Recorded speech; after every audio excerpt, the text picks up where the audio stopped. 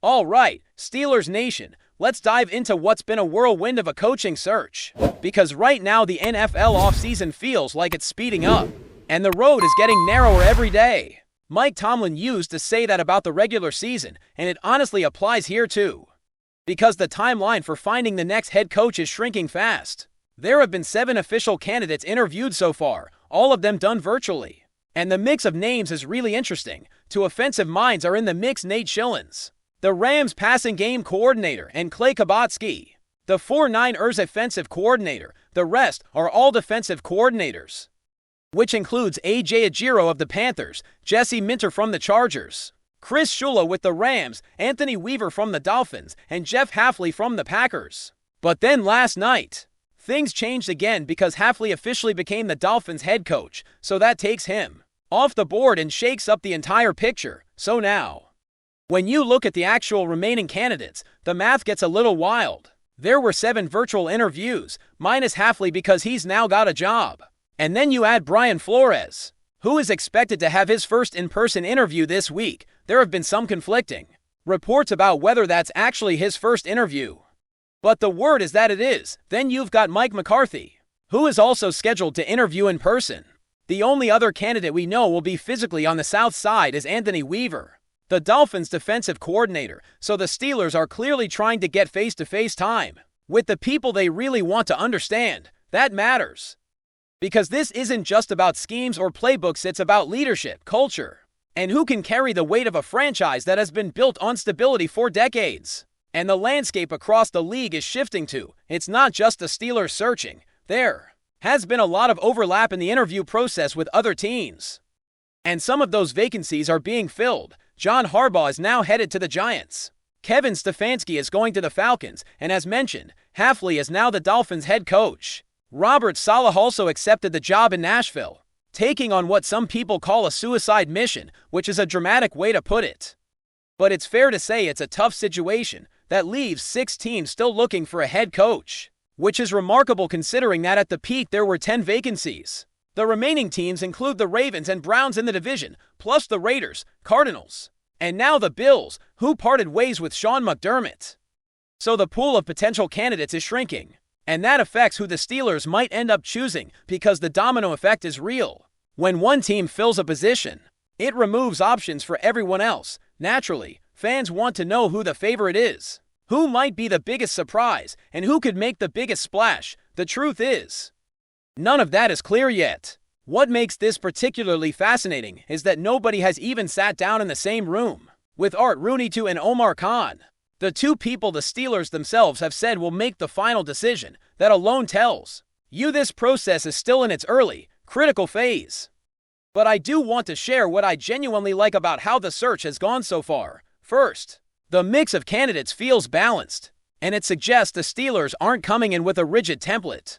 They're being open-minded, and that's important. Rooney himself said recently that's how they found Tomlin in the first place. They didn't expect him to get the job, but they kept talking to him and they liked him more and more. A year later, he led them to the Super Bowl. Now, nearly 2 decades later, they're finally looking for his replacement, so the openness in the process is encouraging. I also like that there are offensive candidates on the list. That doesn't mean I'm set on a defensive coach or that I'm going to complain if the Steelers hire someone from the defensive side of the ball. It's just that the organization needs change, and it needs to be shaken up. If the next head coach can bring a renewed focus on offense, especially in a league that keeps evolving toward high-powered passing attacks, that would be a huge shift. It's not about abandoning defense, but rather about balancing the approach in a way that keeps the Steelers competitive in 2026 and beyond. I also appreciate that the Steelers haven't limited themselves to a certain age range. This isn't just because Mike McCarthy is 62. It's also because Nate Schillens is in his mid-30s. That range suggests the Steelers are looking at leadership and capability, not just age or experience. That's a smart approach in a time when the game is changing fast. Another thing that stands out to me is how Rooney started this search with one simple word. When asked what he was looking for, leadership, he didn't hide behind a buzzword or try to say something that would sound exciting. He said he wants someone who can run football, and when you dig into these candidates' backgrounds, at least the ones I've researched so far, none of them disappoint in that area. Chris Shula, in particular, stands out as someone who seems to embody leadership and organizational strength, but he's not alone. There's a real depth to this group. And one of the most encouraging aspects of this search is that Rooney and Khan are clearly willing to wait on the Rams. Right now, there are 4 teams left in the NFL playoffs, the ones competing in the conference championships. Of those, the Rams are the only team with candidates still on the Steelers' radar. Schillens and Shula. If the Rams were to beat the Seahawks, which I'd consider a significant upset, both men would still be able to have their in-person interviews with the Steelers in the week. Between the conference championships and the Super Bowl, there's an extra week, and that gives Rooney and Khan time to talk to anyone else they want. So the message is, don't rush this. The group assembled is strong, and those from the Rams might be the class of the group. Waiting a few more days won't hurt anyone. It's not like the Steelers are desperate to fill the job at any cost. They're trying to make the right choice for the future. And even though we're all eager to know who the next head coach will be, it's clear the organization is taking a careful approach. They understand what's at stake. And that kind of patience is rare in today's NFL. When we come back, we'll continue breaking down what this all means for the Steelers. And I'll answer some of your biggest questions about the franchise's history of long tenures, and whether the head coaching position has ever really been a lifetime appointment. Now let's talk about the bigger question that has been on a lot of minds. Is the Steelers' head coaching position really a lifetime appointment by design, or did Chuck Noll, Bill Cowher, and Mike Tomlin earn their long leashes by winning early and often?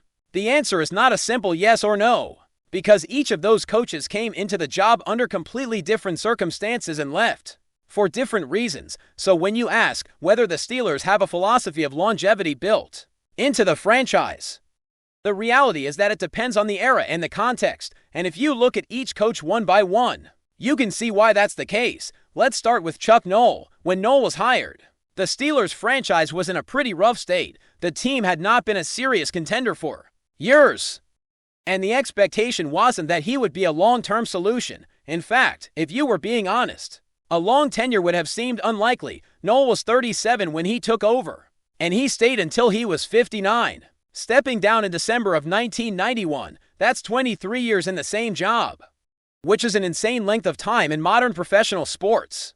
But it's important to remember that back then, coaching was often a lifetime career. People stayed in roles longer and didn't move around as much. Plus, Noll didn't just coach the Steelers. He became the Steelers. He built the identity of the franchise from the ground up. In that sense, his tenure almost feels like the last time a coach really defined a team in that way. But you can't look at Noll and say the Steelers designed the role to be lifelong. He just happened to be the right person at the right time, and the results kept him there. Then you have Bill Cowher, who came in to replace Noll. Cowher's situation was different. It was seen as a nearly impossible job at first because Noll had set such a high bar, and Cowher was not expected to match that level of success immediately, but he did. He won right away, and he also brought a completely different style and personality to the franchise.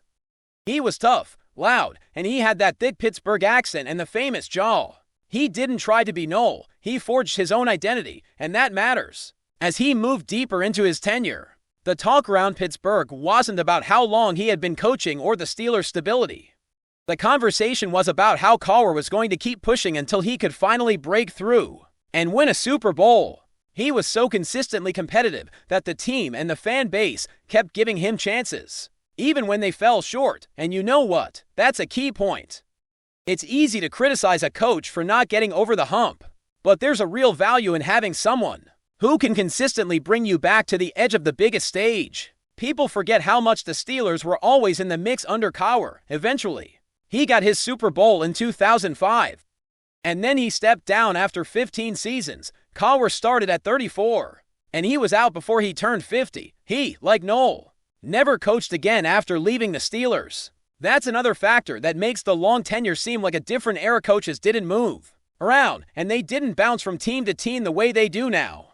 And then Mike Tomlin enters the picture. Tomlin was hired at 35, and he brought a fresh energy and a new style to the team. The moment he walked into that room, he made an impression that Rooney has said was unforgettable, and from the very beginning, Tomlin had that aura of stability and leadership. Even when he had only been coaching for a few years, people would still say, only 3 head coaches since 1969. That's the kind of narrative that becomes part of the franchise identity, but the reality is that Tomlin's longevity wasn't guaranteed by design. He didn't get the job because he was young, or because the Steelers wanted to keep a long-term lineage going. He got it because he impressed the ownership and the front office, and then he won. And he kept winning enough to maintain their trust. So if you're asking whether the Steelers hire with the expectation that the coach will be there forever, the answer is no. They hire the best person they can find. And if that person proves themselves, the stability follows. Now, what does all of that mean for the next head coach? It means that the Steelers are not necessarily bound to the idea of a lifetime appointment. They are bound to the idea of finding someone who can lead and win, and who can fit into the culture of the organization. That's the key. When you look at the initial list of candidates, one thing that stands out is the age range. It was filled with young coaches, none of them past their mid-40s. That was striking. Then Mike McCarthy appeared on the list. And suddenly you have a veteran presence at 62. So the question becomes, is McCarthy being considered seriously? Or is he just being included out of respect? Is he a real contender? Or is he more of a just-in-case option? We don't know yet. And that uncertainty is part of what makes this such a fascinating time for Steelers fans. The truth is, this process is going to be interesting for the rest of the month. And I don't think it's going to move as quickly as some people expect. I think the main reason is that the Steelers are waiting out the Rams. They want to see what happens with their candidates. And they are willing to take the time to make the right choice. It's not a rush job. The Steelers know that their next coach is going to shape the franchise for years to come. And when you think about the pressure and the expectations that come with being the Steelers' head coach, it's not something you want to rush into. So for now, all we can do is watch the process unfold. Keep an eye on who remains available, and try to read between the lines of what Rooney and Khan are saying. There are still a lot of questions, and that's what makes this so compelling. But one thing is clear, the Steelers are not panicking. They are being methodical, they are being deliberate, and if they stay on this path, they are likely to end up with a head coach who not only understands the history of this franchise, but is also ready to lead it into the next era. And that, Steelers Nation, is the kind of transition that could set the tone for the next decade. But before we dive in, don't forget to subscribe to Steelers Nation Central and hit the like button on this video. Your support helps us keep bringing you the latest updates on the Pittsburgh Steelers. And don't forget to share your thoughts on the news in the comments below.